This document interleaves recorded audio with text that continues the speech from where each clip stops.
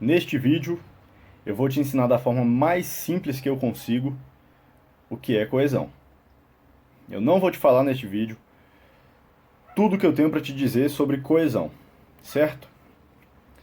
Mas eu vou te falar uma parte importante da coesão e vou te falar isso da forma mais simples que eu consigo. Antes de falar, o que eu quero, antes de chegar onde eu quero chegar, vou fazer uma breve revisão com você, certo? Então vamos lá, você vai escrever quantos parágrafos? Você vai escrever 4 parágrafos. Um parágrafo de introdução, 2 parágrafos de desenvolvimento e um parágrafo de conclusão. Ou seja, o seu primeiro parágrafo vai ser a sua introdução, o seu segundo parágrafo vai ser a sua primeira argumentação, o desenvolvimento da sua primeira ideia núcleo argumentativa. Esse é o segundo parágrafo. O terceiro parágrafo vai ser a sua segunda argumentação, o desenvolvimento da segunda ideia núcleo argumentativa. E o quarto parágrafo vai ser a sua proposta de intervenção, certo? Então, 4 parágrafos. O primeiro, introdução. O segundo, desenvolvimento, a primeira argumentação, o primeiro argumento. O terceiro, desenvolvimento ainda, o segundo argumento. E o quarto, conclusão, proposta de intervenção. Ah, Davi, por que 4 parágrafos? Venho falando isso repetidas vezes em vários vídeos, porque não encontrei uma redação que tirou nota 1000 no Enem que não tenha sido escrita em 4 parágrafos. Tem um vídeo que eu falo especificamente, explico por que não podem ser 3, por que não podem ser 5. Tem um vídeo que eu desenvolvo esse tema melhor. Certo? Então faça 4 parágrafos. E depois procure esse vídeo se você tiver curiosidade. 4 parágrafos. E você vai escrever, repetindo rapidamente, primeiro a introdução, o segundo é desenvolvimento, o seu primeiro argumento, o terceiro é desenvolvimento ainda, o seu segundo argumento, e o quarto é conclusão, a sua proposta de intervenção. Certo? Chegando aonde eu quero. O que é coesão? Coesão, no sentido que eu estou propondo nesse vídeo, certo? O que eu vou falar aqui não é 100% da coesão.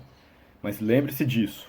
Coesão é você escrever no segundo parágrafo, ou seja, no seu primeiro argumento, primeiro parágrafo de desenvolvimento, o segundo parágrafo do seu texto.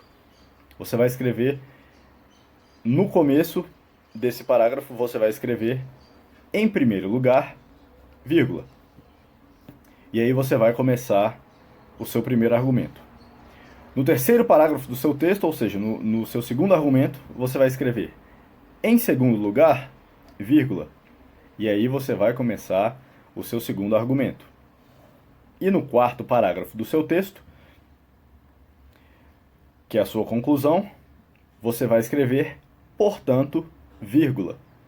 E aí vai começar a sua proposta de intervenção. Deu para entender? Eu vou repetir. O texto tem 4 parágrafos. No seu segundo parágrafo, você vai começar o seu segundo parágrafo escrevendo em primeiro lugar. É o seu primeiro argumento. Então você escreve em primeiro lugar, vírgula. E aí você começa o seu primeiro argumento. No terceiro parágrafo, é o seu segundo argumento, você vai escrever em segundo lugar, vírgula. E aí vai começar o seu segundo argumento. E no quarto parágrafo, quarto e último parágrafo, que é a sua conclusão, você vai escrever, portanto, vírgula. E aí vai começar a sua proposta de intervenção. Certo? Expliquei aqui da forma mais simples que eu consigo. E agora eu vou explicar um pouco mais do que está por trás disso. Né? Eu expliquei de uma forma bem prática, agora eu vou explicar de um jeito mais teórico. Certo? Coesão, de forma bem simples, é você conseguir ligar o seu texto. É o seu texto não ser um monte de informações soltas, mas ser um monte de informações que se relacionam umas com as outras. E qual é a relação que essas informações devem ter umas com as outras? Podem ser relações de vários tipos. A mais comum, a que mais se vê no texto dissertativo argumentativo e que é a mais esperada pelos corretores, é uma relação de causalidade. Você vai falar de causas e consequências, né? Um argumento, ele é formado, falando rapidamente sobre lógica, né? Falando rapidamente sobre o que é um argumento no universo filosófico da lógica, né? No universo da filosofia e mais especificamente da lógica. Um argumento é uma inferência e todo argumento possui três coisas.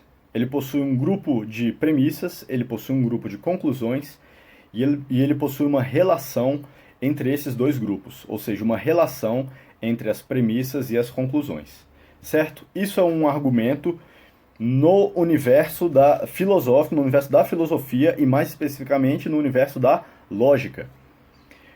O que é um argumento aqui pra gente? Não é uma coisa tão diferente assim. Por quê? Porque um argumento, né, o argumento que você vai desenvolver, o argumento que você vai escrever na sua redação, é alguma coisa que, primeiramente, vai responder a pergunta por que a minha tese é verdadeira. Então, na sua introdução, você vai dizer qual é a sua tese, né, que é a sua opinião em relação ao tema proposto. Então, você vai ler o tema, digamos que o tema seja imigração, né? O tema é imigração, dificuldades da imigração, né? Os benefícios que podem trazer para um país, etc. E o tema é imigração e a sua tese é a sua opinião a respeito da imigração. A imigração é uma coisa boa para o Brasil. A imigração é uma coisa ruim para o Brasil. A imigração é uma coisa boa em certos sentidos, ruim em outros sentidos. Ok, independentemente de qual seja a sua opinião. E estou dando exemplos bem simples aqui, né? Independentemente de qual seja a sua opinião, você vai colocar a sua opinião na introdução e, posteriormente, no desenvolvimento, nos argumentos que você vai escrever, nos dois argumentos que você vai escrever, você vai responder a pergunta, não diretamente, mas implicitamente, você vai responder a pergunta. Claro, dá para ser diretamente? Dá sim, não tem qualquer problema. Mas, seja implicitamente, seja explicitamente, você vai responder a pergunta por que a minha tese é verdadeira. Por que a minha opinião em relação a esse tema é uma coisa verdadeira, que faz sentido, né, é coerente.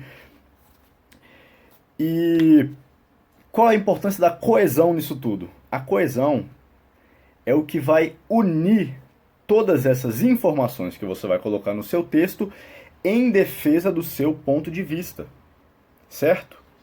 Você pode ter uma mesma informação. Digamos que a gente tem duas redações aqui. Aí uma mesma informação, por exemplo, ainda no tema da imigração. O número de imigrantes cresceu.